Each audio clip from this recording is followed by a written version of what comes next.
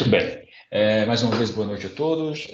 Na aula de hoje, nós vamos continuar, né? Já na última aula vocês tiveram a participação à aula do Raul, que fez uma introdução à probabilidade discreta, as primeiras definições desse novo tópico, né, do nosso curso. E no final da aula do Raul, ele falou sobre independência de eventos, que é de onde eu vou começar a aula de hoje.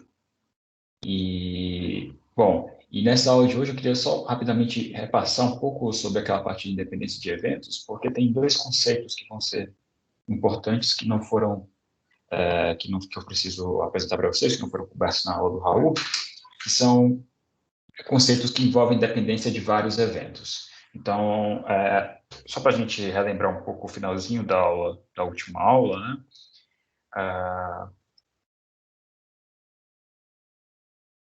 O que significa dois eventos serem independentes, né? Bom, dois eventos são independentes, significa que, de maneira intuitiva, que quando um ocorre, a ocorrência de um desses eventos não afeta a probabilidade do outro evento ocorrer. Ou seja, então, intuitivamente, significa que esses eventos, eles não afetam, a ocorrência de um deles não afeta o outro ocorrer ou não, ou a probabilidade do outro ocorrer ou não. Precisamente, independência, foi como o Raul apresentou na aula anterior para vocês, é quando dois eventos, digamos, E e F, têm probabilidade da interseção deles igual à probabilidade de um vezes a probabilidade do outro.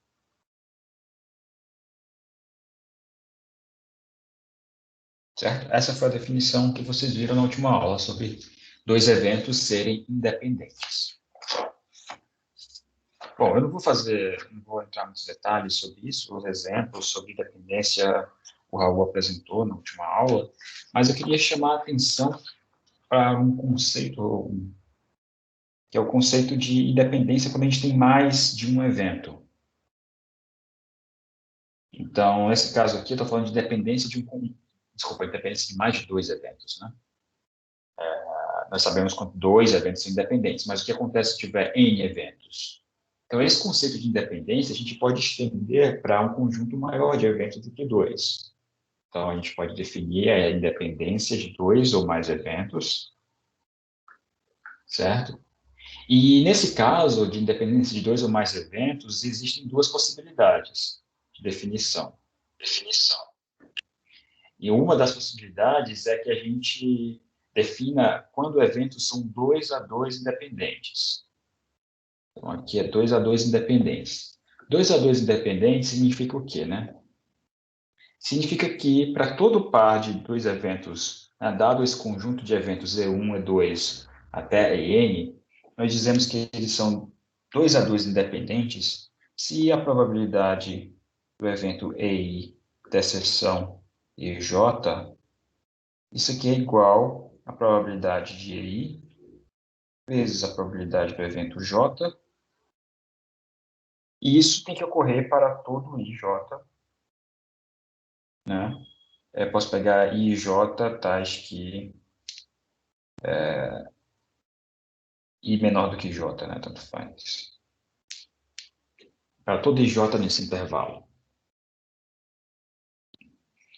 Então, essa é a definição, acho que natural, né, de independência. Se a gente quisesse naturalmente estender aquele conceito de independência que nós vimos no começo da aula, né, independência de dois eventos, acho que é natural pensar que se eu quisesse independência de um maior número, de um número maior de eventos, bastaria pegar a independência deles 2 a 2.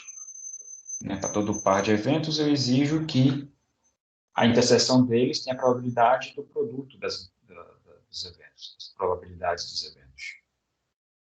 Só que essa definição aqui de independência, ela, por muitas vezes, não é forte o suficiente para o que a gente precisa nas demonstrações. Então, a gente exige algo mais forte do que isso, que é essa segunda definição de independência de vários eventos, que aqui é chamada independência mutualmente independentes, né? Então, eu digo que eventos E1, E2 até N são mutuamente independentes, se agora eu quero que eles sejam independentes ao mesmo tempo. O que significa isso? Que se eu quero que a probabilidade da interseção de todos esses eventos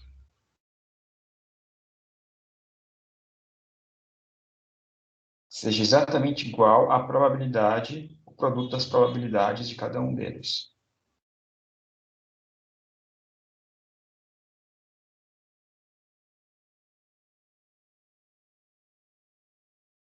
Certo? Então, veja que essa definição aqui é um pouco diferente. Só que eu não quero só isso, eu quero algo mais forte do que isso, para ser mutuamente independente. Não só eu preciso que isso valha, mas eu preciso de algo mais forte, que é para todo subconjunto com qualquer subconjunto desse conjunto de eventos, eu quero que isso aconteça, não só para o conjunto total, mas para todo subconjunto possível. Ou seja, eu quero que a probabilidade do evento I1, I2 e M, eu vou definir o que são esses índices, são M índices, que cada um desses caras vai ser produto. Vou desenhar um pouquinho maior aqui, para caber os índices. Vai ser, então, a probabilidade do EI1 vezes probabilidade do EI2 até a probabilidade do EIM. Eu quero que isso aconteça para todo o IJ.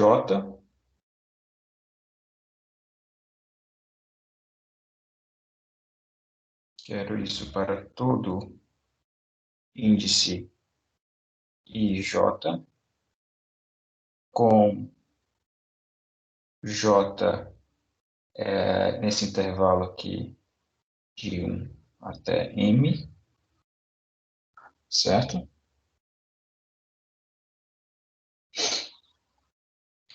Para todos esses índices IJ com J variando de 1 a M, esses valores aqui vão ser inteiros, números inteiros, tais que esses números inteiros são consecutivos ou estão na ordem. Então, I1 é menor do que o I2, que é menor que o I3, até que é menor que o IM. Isso aqui menor ou igual que N.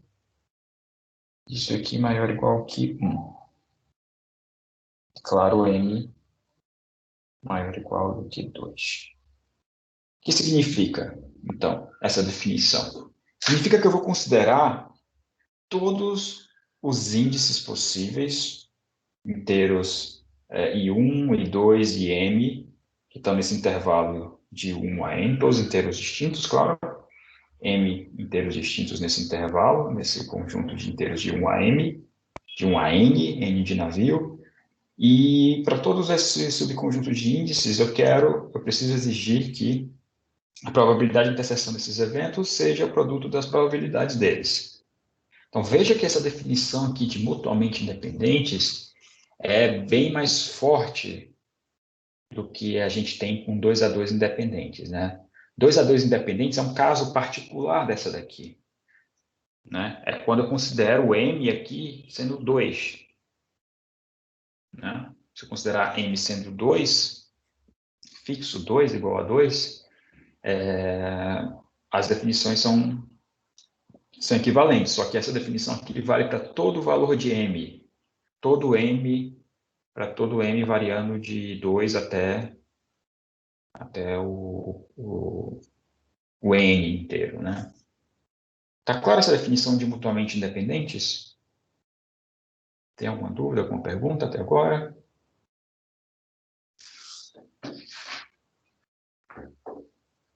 Professor, eu não entendi muita diferença desse para o anterior. Aqui eu estou considerando nesse segundo, mas eu estou considerando todos os subconjuntos possíveis dos eventos, né? Então, aqui eu estou considerando todo subconjunto de tamanho 2, 3, 4, 5, todos os subconjuntos possíveis desses eventos de 1 até N. Enquanto que nessa de cima, 2 a 2, eu considero só os conjuntos de tamanho 2.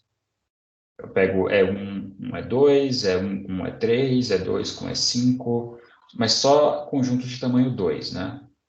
Aqui eu pego todos os conjuntos de todos os tamanhos possíveis, na segunda definição. Basicamente essa é a ideia. Beleza. Tá mais claro? Então, é simplesmente essa definição aqui de baixo, a segunda, mutuamente independentes, ela é mais forte, né? Ela tem mais hipóteses do que a anterior. Então, ela te dá mais propriedades para explorar. Então, deixa eu só fazer algumas observações nesse sentido da sua pergunta, que é exatamente dizer que, bom, se você observar com calma, você vai ver que nessas definições, por essas definições, que todo conjunto, ou todos eventos que são mutuamente independentes,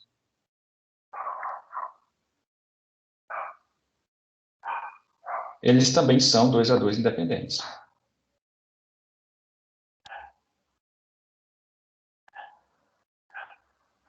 Então, eventos que são mutuamente independentes são naturalmente, pela definição, são também 2 a 2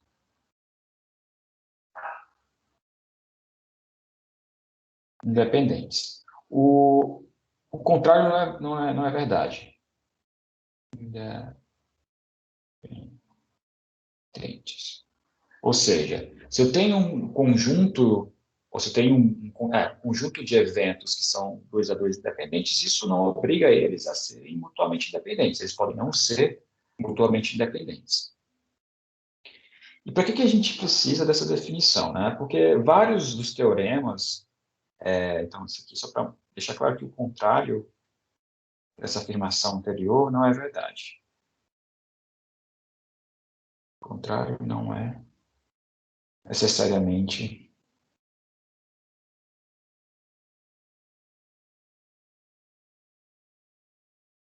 verdade.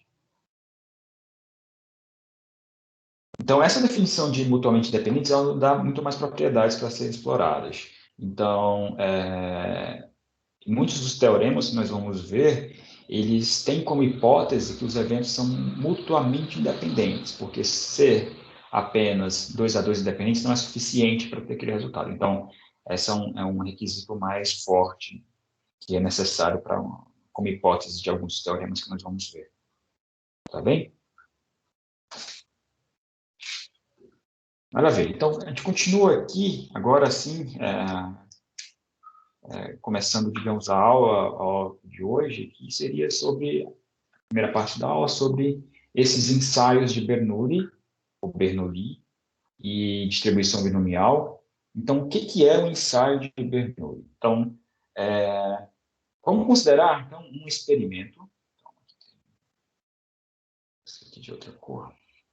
Vamos considerar, então, um experimento que tem apenas dois resultados possíveis.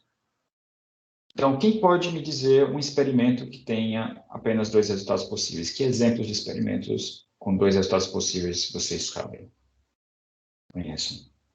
Cara ou coroa? Isso. Isso é uma possibilidade, um evento de lançamento de uma moeda, tem dois resultados possíveis, cara ou coroa. Outra possibilidade de evento, de experimento, que tem apenas dois resultados, é um experimento de sortear um bit em um string de bits, né? Então, sortear um bit, eu tenho um 0 ou 1 como possibilidade para aquele bit. Então, como exemplo, então, tem geração de um bit aleatoriamente, né? Um bit gerado aleatoriamente.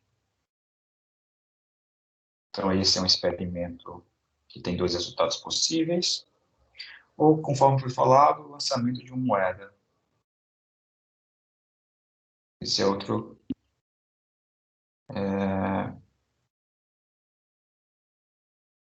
experimento que tem dois resultados possíveis, que é cara ou coroa. Então, aqui os resultados são 0 ou 1, e aqui cara ou coroa.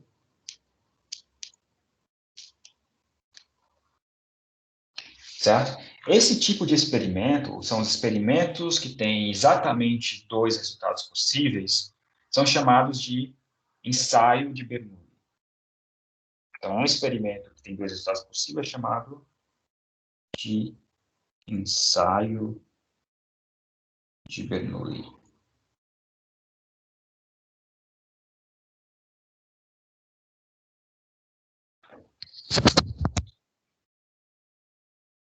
Quando a gente fala de ensaios de Bernoulli, a gente tem dois resultados possíveis, né? Pela definição aí, dois resultados possíveis. E a gente dá nomes específicos a esses resultados. Um dos resultados a gente chama de sucesso e o outro resultado possível é de fracasso. Então, os resultados possíveis do ensaio de Bernoulli são sucesso,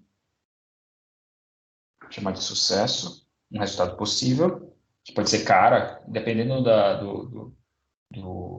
aplicação, né, do exercício, ou o que é sucesso é cara, o que é sucesso é coroa, ou o que é sucesso é ter um bit 1 ou um bit 0, então depende. Então, para abstrair todas essas especificidades aí, a gente chama de um sucesso, um experimento com sucesso ou um experimento com fracasso. Os resultados são, então, sucesso, e sucesso a gente diz que acontece com probabilidade P, em um ensaio de Bernoulli, com probabilidade P, e fracasso ou falha, que é um resultado que acontece com probabilidade complementar de P, que é 1 menos P.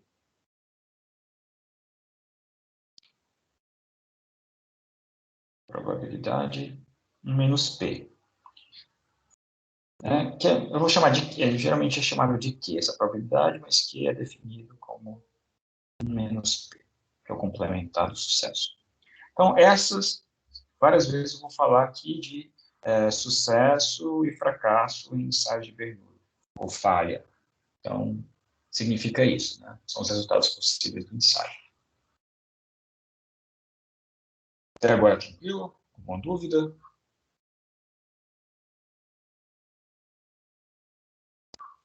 Então, vamos fazer um exemplo. Opa, tem um exemplo aqui antes. Tá. Então, suponha que a gente tem uma moeda e uma moeda tendenciosa. E essa moeda tendenciosa significa que ela tem mais probabilidade de dar cara do que dar coroa. E ela tem 2/3 chance de dar cara e 1/3 chance de dar coroa, né? Então, a pergunta aqui nesse exemplo é qual que é a probabilidade de que exatamente quatro caras apareçam quando a gente lança a moeda 7 vezes, sendo que todos esses lançamentos são mutuamente independentes. São independentes. Certo?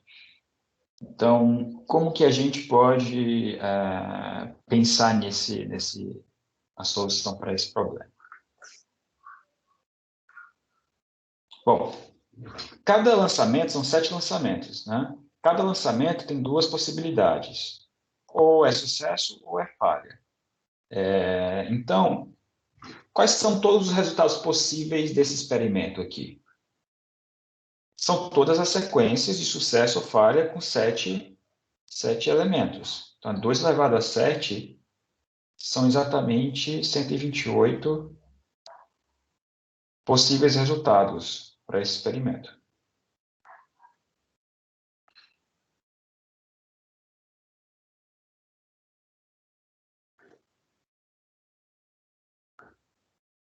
Certo. Agora eu quero contar somente, bom, por que são 2 elevado a 7 possíveis resultados? Porque são todas as sequências de 7 lançamentos, né? Cada sequência, cada lançamento. Na verdade, são todas as sequências de 7, de comprimento 7, onde cada elemento dessa sequência é cara ou coroa. Então, tem duas possibilidades, então 2 elevado a 7 possibilidades. Só que eu quero contar quantos desses lançamentos tem exatamente 4 caras. Quantas dessas sequências tem exatamente 4 caras? E, consequentemente, 3 coroas. Então, o número de resultados... Deixa eu escrever aqui. O número de resultados desse experimento aí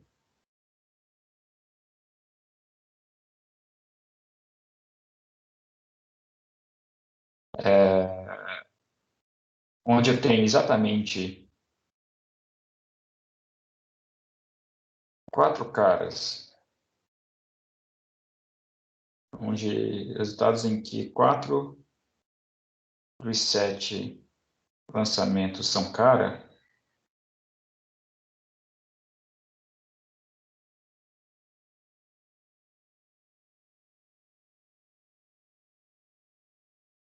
qual que é a quantidade, então? Número de resultados em que 4 dos 7 deu caras. Quantos existem?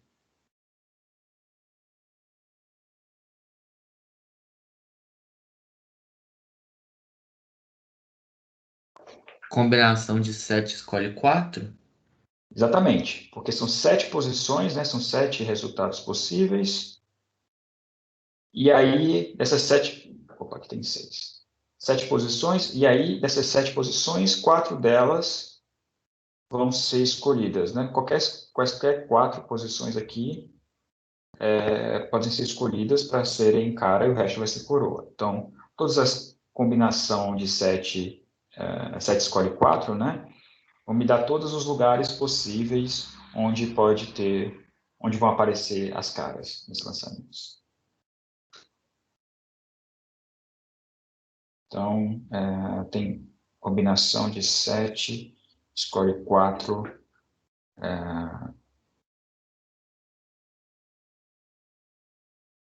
Combinação de 7 escolhe 4 desses resultados são resultados onde tem exatamente 4 coroas. Ou 4 caras, na verdade.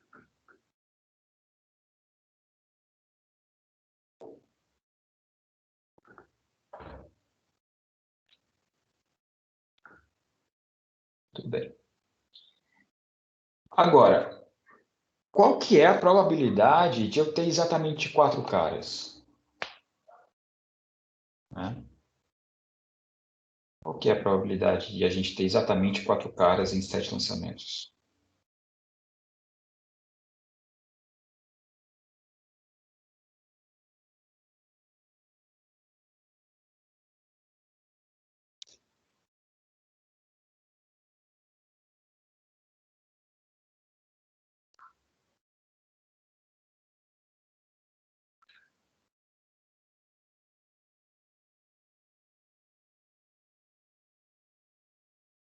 Isso não é uma pergunta retórica. Qual que é a probabilidade de ter exatamente 4 caras em 7 lançamentos? Seria essa combinação de 7 escolhe 4 sobre 128, que é o total? Não, porque as probabilidades não são uniformes, né? A probabilidade da cara é diferente da probabilidade da coroa. Veja que dar cara é mais provável, mais provável, né? 2/3, é o dobro de chance de dar cara do que de dar coroa. Ah, sim, Então, verdade. certo? Isso aí valeria se fosse uniforme. Não é o caso. Então, como é que... Se a gente sabe que dar cara é 2/3, então para dar 4 caras precisa... Exatamente 4 caras precisa que o quê? Aconteça.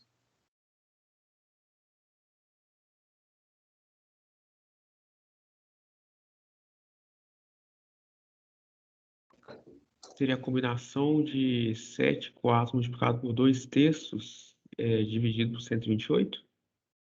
Não, não, não. Porque, assim, eu coloquei a combinação ali para dizer quantos resultados a gente quer contar. Mas a pergunta aqui é mais no sentido de como é que para dar uma sequência, qual que é a probabilidade de uma sequência, de eu ter Então, uma sequência com 4 caras, exatamente. se fosse seguidos, as 4 caras seguidas, seria 2/3 multiplicado por 2/3, multiplicado por 2/3, multiplicado por 2/3. Isso?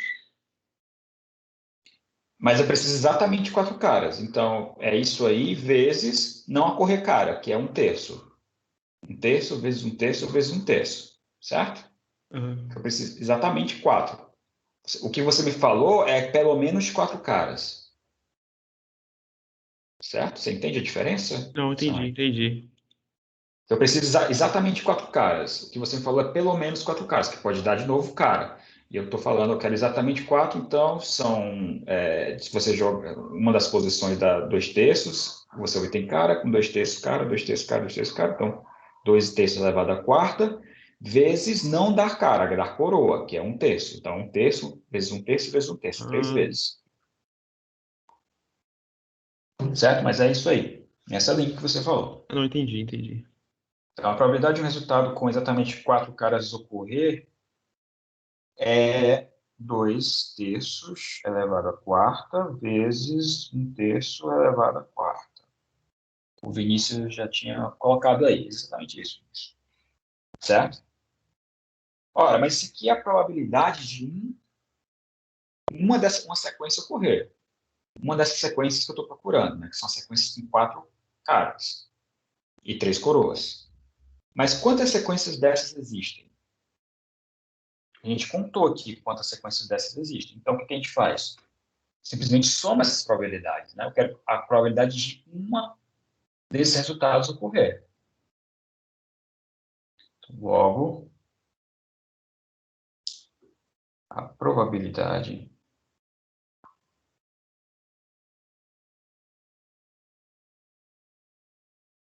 de termos exatamente 4 caras nesse experimento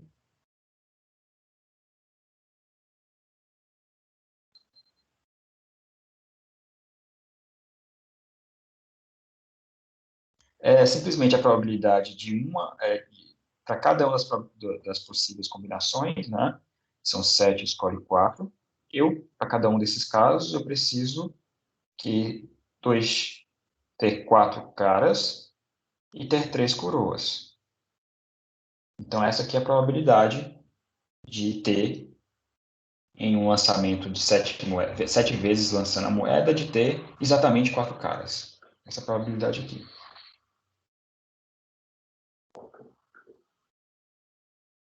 Professor, é 1 terço elevado a 3, né?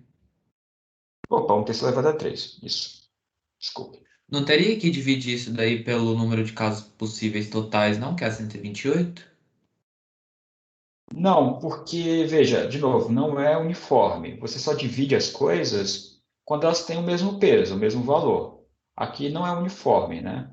Então, o dar cara ou dar coroa é diferente. Tem pesos diferentes. Então, não é assim, você não divide pelo total, porque o total não é uniforme, né? Então, nesse caso, não Entendi. vai dividir, não. Tá clara essa conta? Tá claro esse raciocínio que a gente fez para calcular essa probabilidade desses ensaios?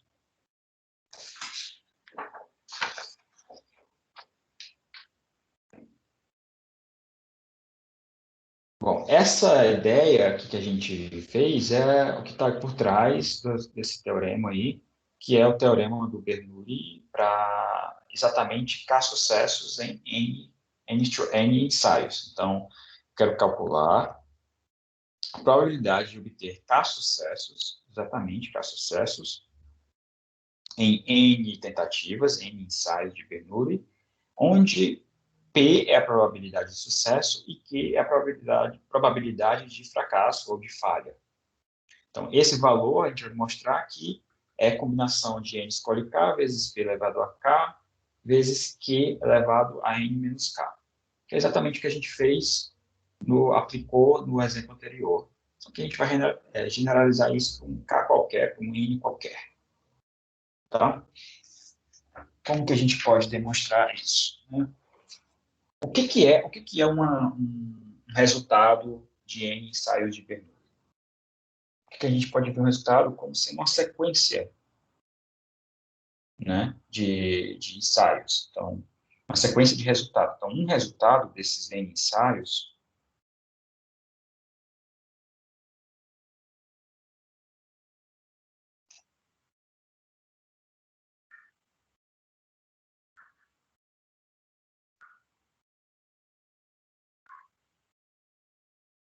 a gente pode ver isso como sendo uma sequência.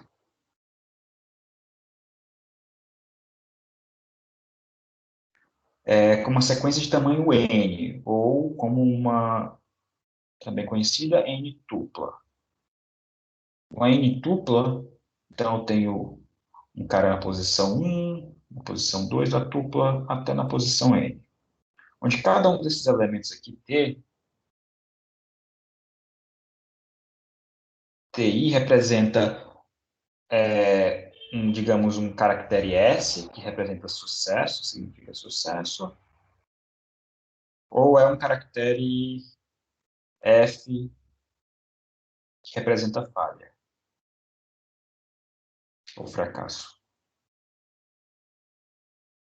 Então, o que eu fiz aqui? A gente transformou um resultado do experimento de N ensaios de Bernoulli em uma tupla de tamanho N, onde essa tupla é uma sequência, né, de caracteres S e T. Então, qualquer sequência de caracteres S e T de tamanho N corresponde a um resultado possível do ensaio, do experimento de Bernoulli. Esse experimento com N ensaios. Tá certo? Dito isso,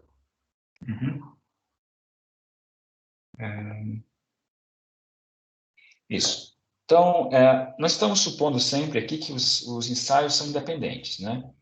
Então, como esses N ensaios...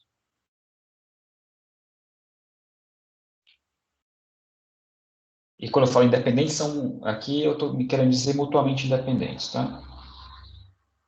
Estou supondo isso. Independentes. Como esses ensaios são completamente independentes, qual que é a probabilidade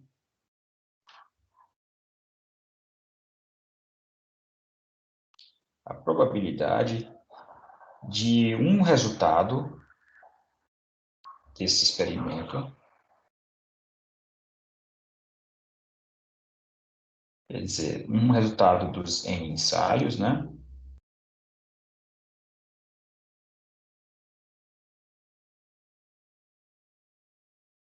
Qual que é a probabilidade de um resultado, aqui, um resultado apenas, desses N ensaios ter K-sucessos, ou consistir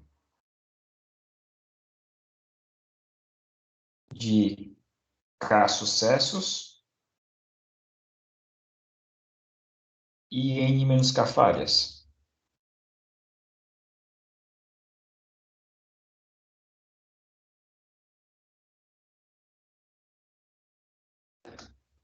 Então, eu quero calcular, então, a probabilidade de eu ter um resultado com K sucessos e N menos K falhas.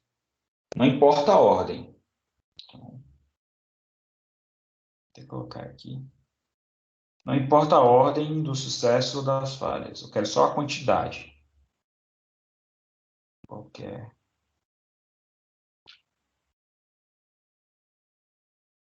A gente calculou isso, a gente sabe fazer isso, que é eu ter sucesso K vezes e ter fracasso N menos K vezes. A probabilidade de ter um resultado, ou seja, qual a probabilidade de eu sortear uma tupla, onde essa tupla tem exatamente N posições com S, desculpa, K posições com S e N menos K posições com F. É exatamente isso aqui. Elevado a K, Q elevado a N menos K. Da mesma forma como nós fizemos anteriormente, quantos desses... Aqui é a probabilidade de um resultado. Quantos resultados desse tipo existem?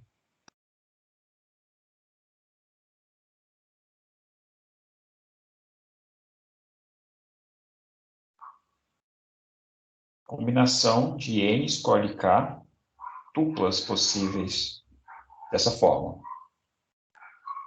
N tuplas, né? Tuplas de tamanho N. Existe, então, essa combinação de N escolhe K, tuplas, com exatamente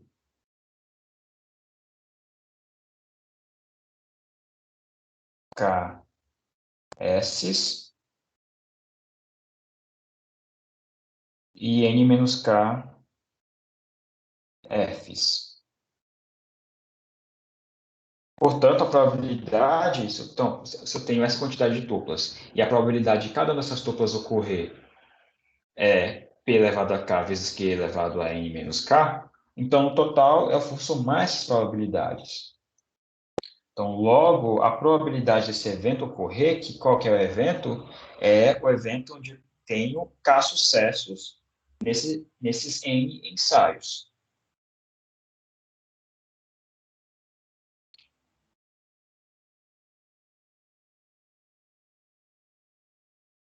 Ou seja, a probabilidade exatamente K sucessos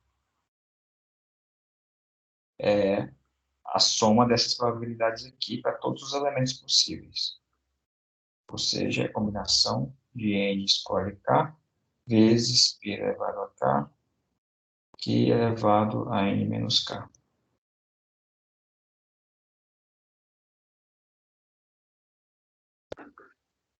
Então, é exatamente o que o teorema falava aqui em cima. Alguma dúvida quanto à demonstração do teorema? Alguma pergunta?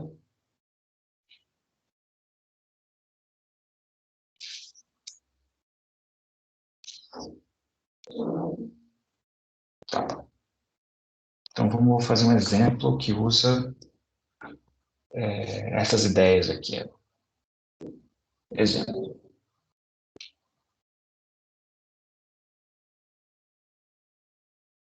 Bom, vamos supor que a gente tenha um gerador de bits aleatórios, tal que a probabilidade do bit desse gerador, a probabilidade de um bit zero ser gerado nesse gerador, vamos supor que isso é 0,9. Tá? Então, 0,9 é a probabilidade de que o bit 0 seja gerado nesse gerador de bits aleatórios. Então, a probabilidade de gerar 1 é 0,1.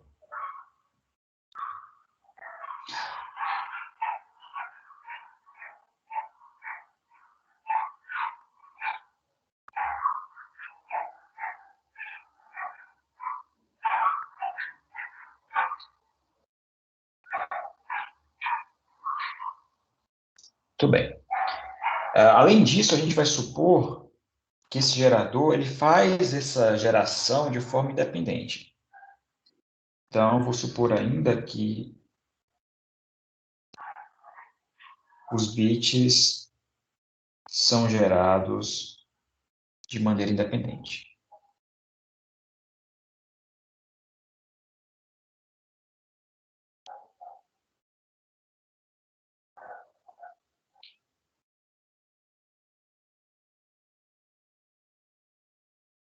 Então, a pergunta aqui é qual a probabilidade de a gente ter exatamente 8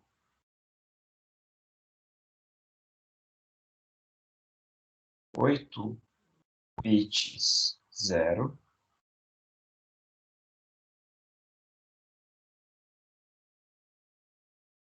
ou seja, de exatamente 8 bits 0 serem gerados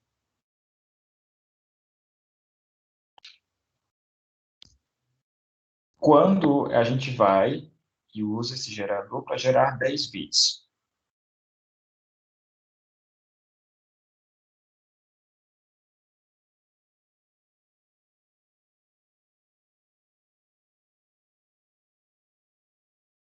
Qual que é essa resposta?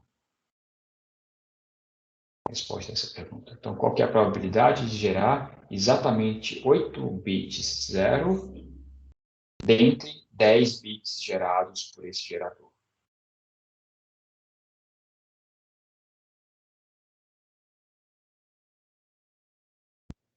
Seria a combinação de 8 escolhe 10 multiplicado por 9 sobre 10 elevado a 8 multiplicado por 1 sobre 10 elevado a 2? Isso, combinação de 10 escolhe 8, né? Você quis dizer. Combinação de 10 escolhe 8 vezes 0,9 elevado a 8 vezes 0,1 elevado a 2. Exatamente isso. Então, simplesmente aplicando, vendo esse processo aqui, desse exemplo, enxergando essa forma, esse exercício, como sendo uma sequência de ensaios de Bernoulli. E aí a gente usa o resultado do teorema, para ter exatamente para sucessos. O que é sucesso aqui? Sucesso aqui para a gente é gerar um bit zero. Então, gerar um bit zero é sucesso, levando para o contexto do ensaio de Bernoulli, certo? Mas é isso aí. A combinação de 10 escolhe 8, 0,9 elevado a 8 vezes 0,1, que é a probabilidade de gerar bit 1, elevado à segunda.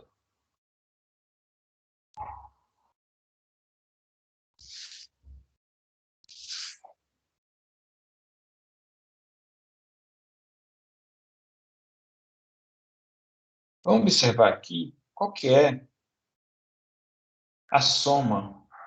Vou colocar assim. O que acontece quando eu faço a soma para todo k de 0 a n desses valores aí do ensaio de Bernoulli, da combinação de n escolhe k vezes p elevado a k vezes q elevado a n menos k. Quanto que é esse somatório aqui? O que eu estou contando? Primeiro, o que eu estou contando nesse somatório?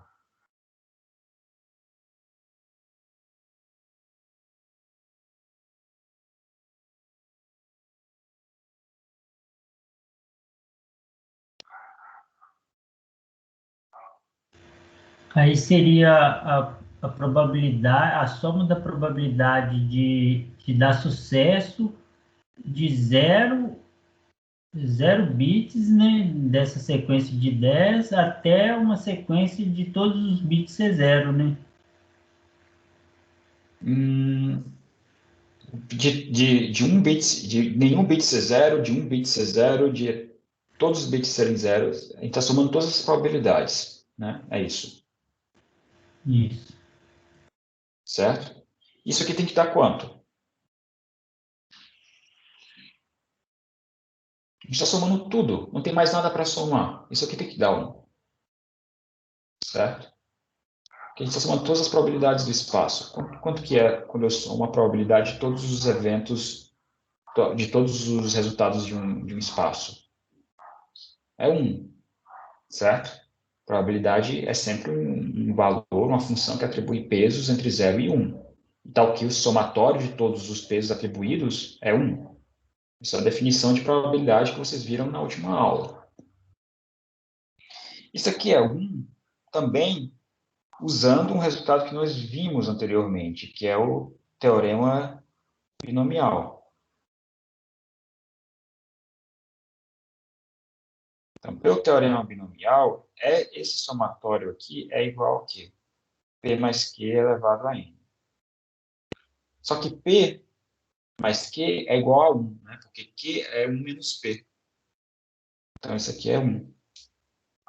Então, ou seja, um outro jeito de enxergar isso é como uma consequência do teorema binomial. Nós vimos no começo do curso.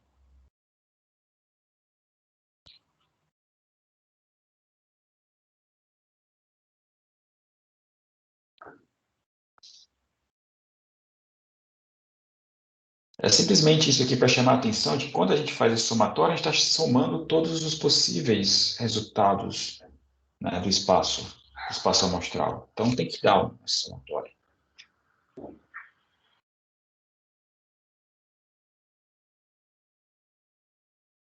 Beleza. A última parte da aula eu vou falar sobre variáveis aleatórias. Variáveis aleatórias.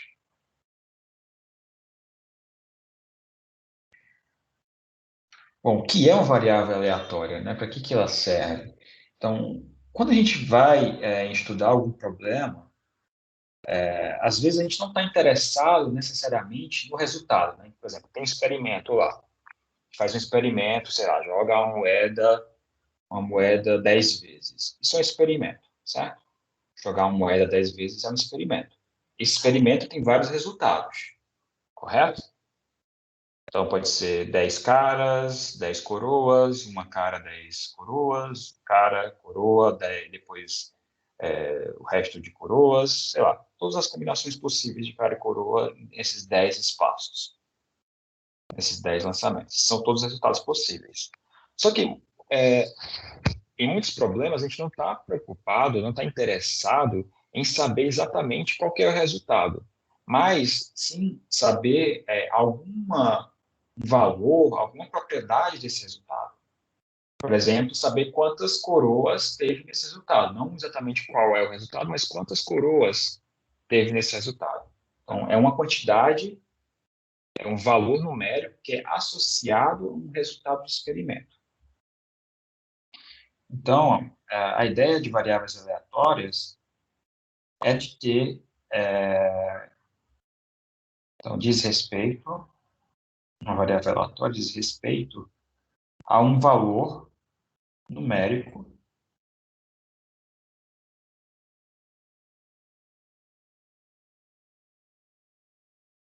que é associado ao resultado.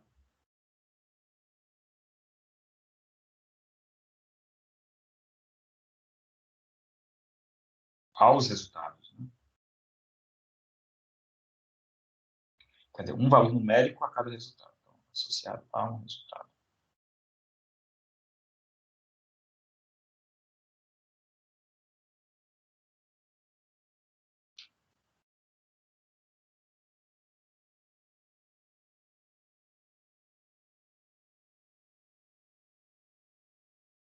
Por exemplo, vamos imaginar que a gente está interessado na quantidade de bits 1 em uma cadeia de 10 bits gerada aleatoriamente. Então, eu não quero saber qual é a cadeia gerada, eu só quero saber quantas vezes o número 1 aparece nessa cadeia. Então, eu estou interessada em um valor numérico de um resultado. Então, a variável, a gente pode definir, então, a variável aleatória que conta, que nos diz quantos números 1 aparecem em cada um dos resultados possíveis desse experimento. Qualquer experimento é gerar uma cadeia de 10 bits aleatoriamente. Então, para estudar esse tipo de problema, é que a gente está interessado em valores numéricos associados a experimentos, a resultados de experimentos, é que nesse contexto que a gente usa a variável aleatória. Definição. Então, definir o que é exatamente uma variável aleatória. Uma variável aleatória é uma função.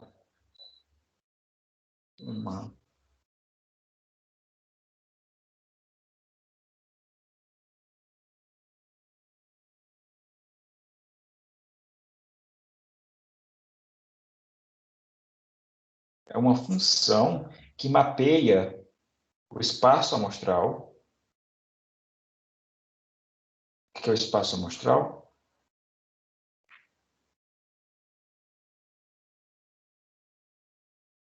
O que é o espaço amostral?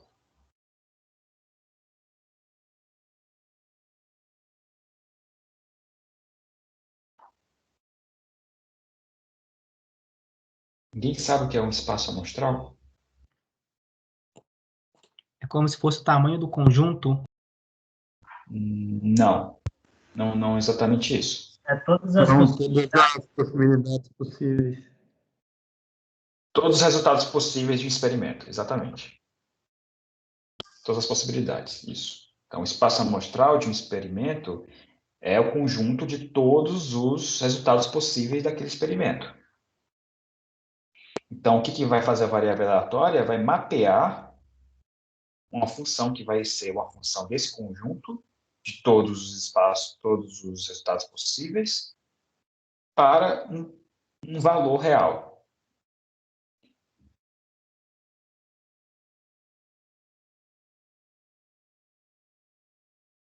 para o conjunto dos reais.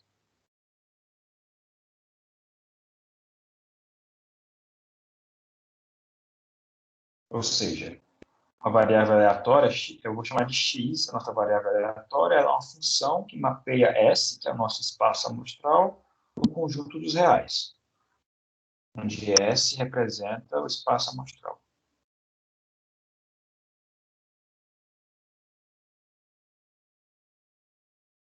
Do experimento, né? Cada experimento tem um espaço amostral diferente. Ou seja, uma variável aleatória, ela atribui um número real a cada resultado possível de um experimento.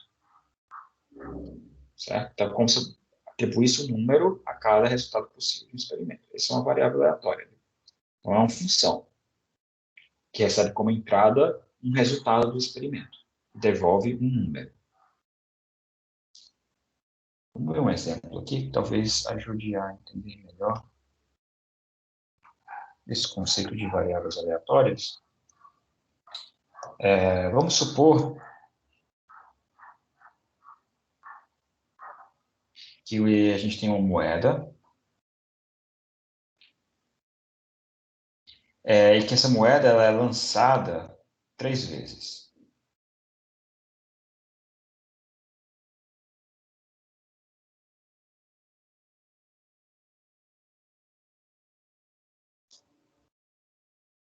Certo? Então, eu vou definir aqui uma variável aleatória, que eu vou chamar de xt. Essa aqui é uma variável, seja x de t uma variável aleatória, vou chamar de VA, variável aleatória, e essa variável aleatória, ela corresponde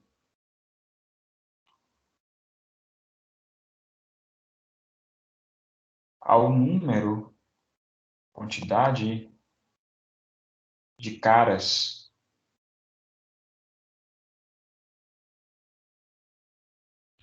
de resultados caras no resultado desse experimento.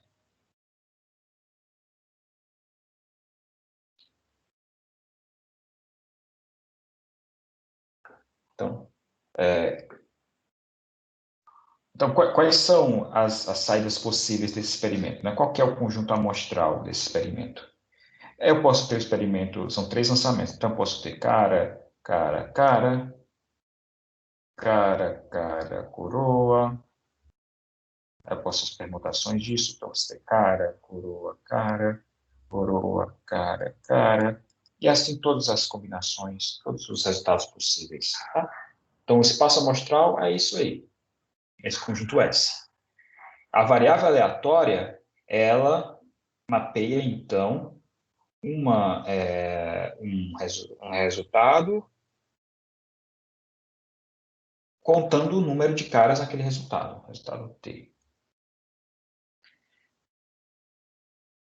Certo? Ou seja, então, qual que é o valor da variável aleatória para se aplicar nesse resultado aqui, nesse resultado do experimento? Nesse caso aqui, a variável aleatória vai me devolver um valor 3, que é o número de caras nesse experimento. Mas se eu considerar, então, o experimento KKC, cara, cara, coroa, isso aqui vai ser igual a eu pegar cara, coroa, cara, aqui é igual a coroa, cara, cara. Quantas a variável aleatória vai dar aqui de resultado? Vai dar 2. É o número de caras em cada um desses resultados. Certo? Então, você pode fazer isso para essa variável tem que estar definida para todos os resultados possíveis do experimento. Então, isso aqui é uma variável aleatória para um experimento. Variável aleatória que conta, que corresponde ao número de caras nesse experimento, no resultado de um experimento. Então, é só para ilustrar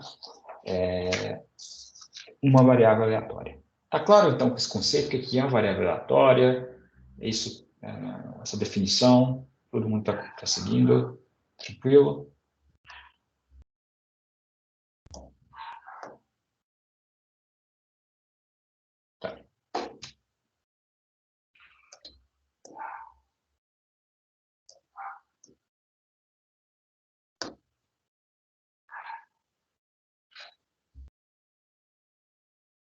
Quando a gente tem uma variável aleatória e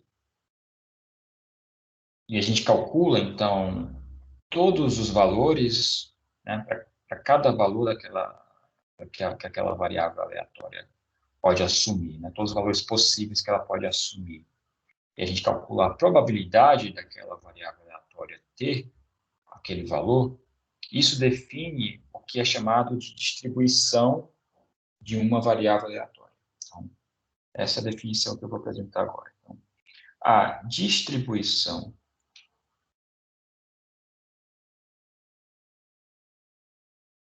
de uma variável aleatória x, uma variável aleatória que está definida em um espaço amostral S,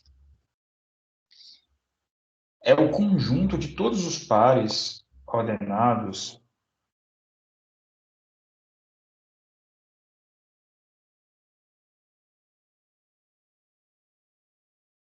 de todos os pares ordenados, onde o primeiro elemento é um R, que é um valor possível daquela variável aleatória, e o segundo é a probabilidade daquela variável aleatória assumir aquele valor. Isso aqui tem que estar definido para todo R pertencente ao x de S. O que é o x de S? É a imagem da função x, que é a variável aleatória. Ou seja, é a imagem de x.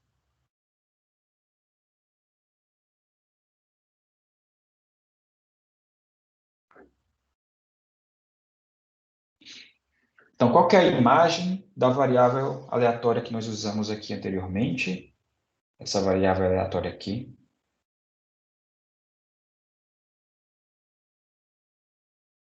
Qual que é a imagem dessa variável aleatória? X, que está no exemplo.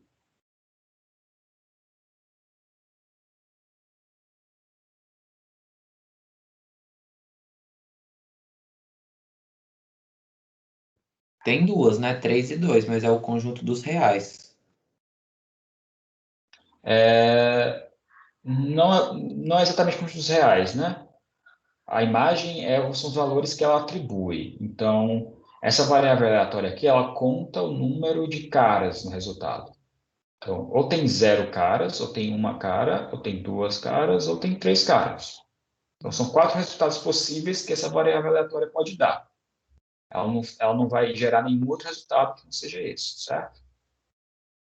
Então, isso é exatamente a imagem da, da variável aleatória.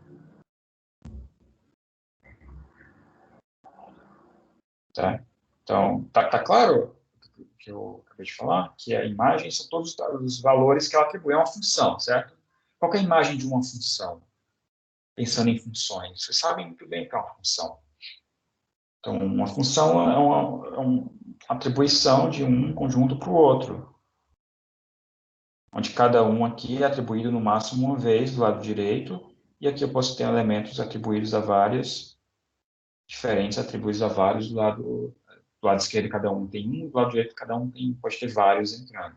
Então, a imagem são todos os valores que são atribuídos por essa função f. Nesse caso aqui, esses dois valores. Esse valor aqui, terceiro, ele não é atribuído pela função f, não está na imagem de f. Certo?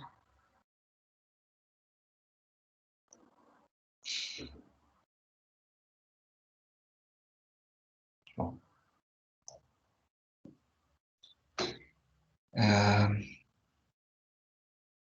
Então, isso aqui, então, são o conjunto desses pares. Esses pares são definidos para todos os elementos da imagem, né? Todo R é um dos valores possíveis que x atribui, onde esse P, essa probabilidade de x igual a R,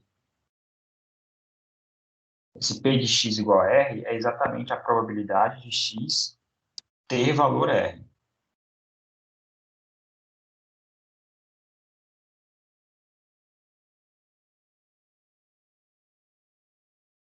Da variável aleatória x assumir o valor R. Então, vamos ver um exemplo de novo para isso aqui. Exemplo.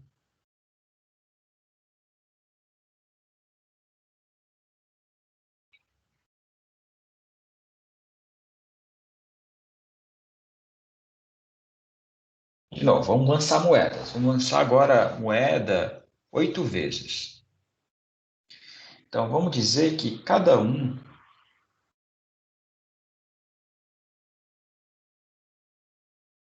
na verdade, vamos lançar a moeda 3 vezes. A mesma moeda que a gente lançou aqui nesse experimento anterior, né? A gente lançou a moeda 3 vezes, tem todos os resultados possíveis. Então, é esse mesmo experimento aqui que gera esse espaço amostral. Então, a moeda é lançada 3 vezes. Tem 2 resultados possíveis para cada lançamento, certo?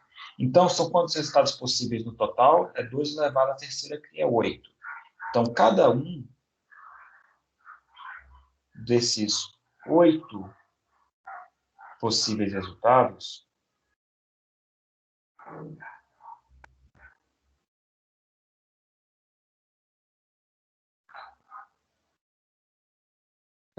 do lançamento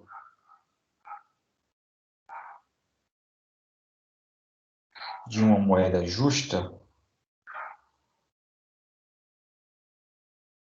estou supondo que essa moeda é justa, ou seja, supondo que a probabilidade de dar cara é igual à probabilidade de dar coroa. Então, qual que é a probabilidade de cada um dos resultados desse espaço amostral?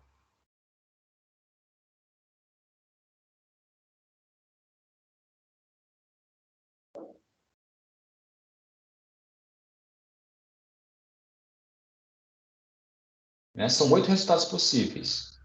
Cada um desses resultados ele tem a mesma probabilidade. Por quê? Bom, porque a moeda é justa. A moeda ela atribui um meio para cara, um meio para a coroa. Então, cada um desses resultados aí tem a mesma probabilidade de ocorrer, que é 1 sobre 8. Então, se a gente quiser calcular a distribuição dessa variável aleatória, que é a variável aleatória x, né, que conta o número de caras, então, a distribuição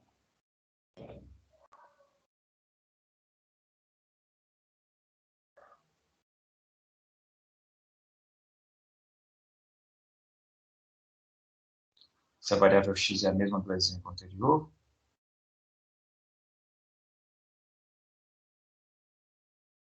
então, para calcular isso, eu preciso calcular a probabilidade de cada um dos resultados possíveis ocorrer.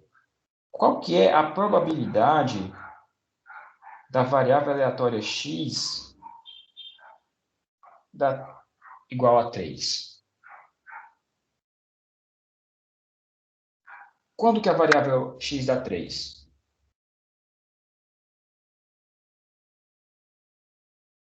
Vai ser quando dá cara 3 vezes? Isso. E quantos resultados dão cara 3 vezes? Só um, no caso. Só um. E qual a probabilidade desse resultado ocorrer? É 1 sobre 8, no caso? Exatamente. Então, qual que é a probabilidade de x igual a 3? É a probabilidade do resultado, o único resultado que dá x igual a 3 ocorrer, que é a probabilidade do cara, cara, cara. Que é quanto? 1 sobre 8, porque a moeda é justa. Beleza. Probabilidade do x igual a 2. Qual que é a probabilidade da variável aleatória x ser igual a 2?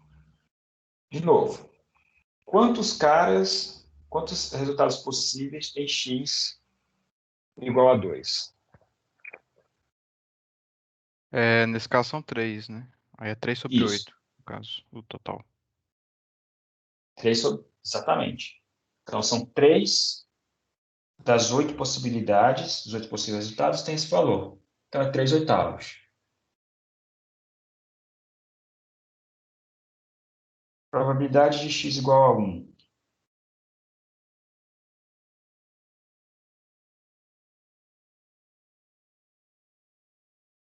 Probabilidade de x igual a 1, você pode depois enumerar aí, é a é igual à probabilidade de x igual a 2, que é 3/8.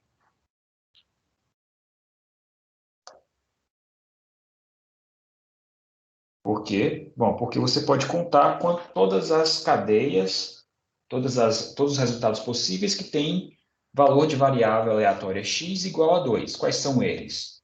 Então, pode ser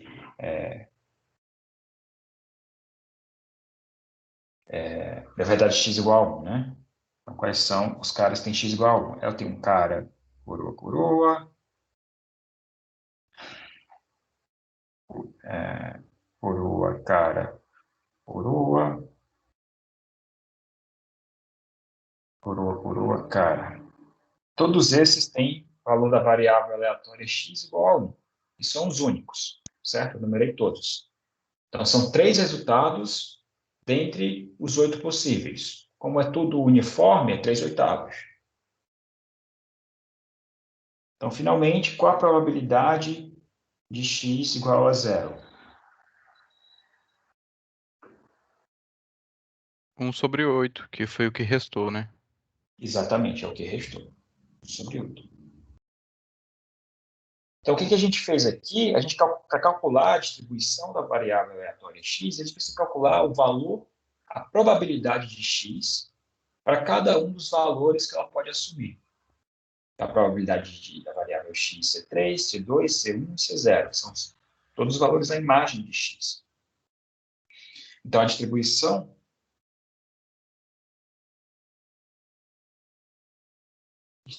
de x é simplesmente o conjunto desses pares ordenados.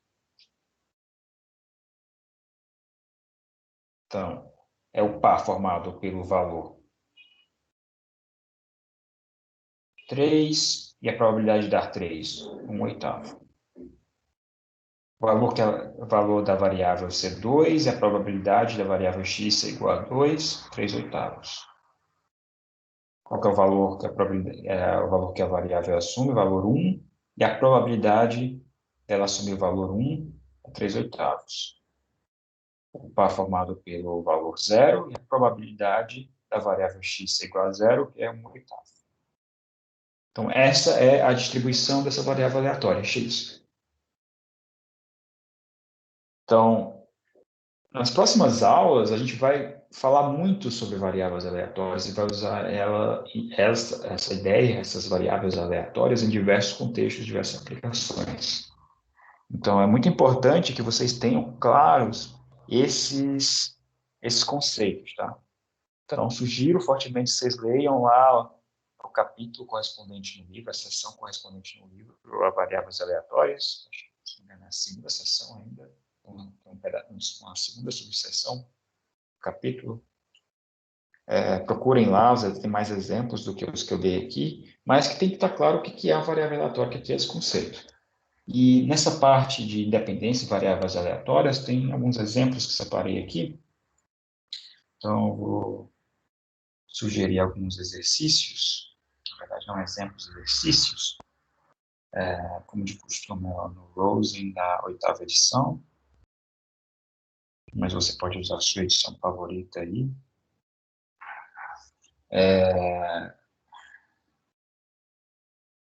Deixa eu ver qual é exatamente a página, não sei qual é exatamente a página, deixa eu pesquisar aqui rapidamente. 8ª edição é na capítulo 7, exercícios da parte 7.2, seção 7.2. E exercícios são esses,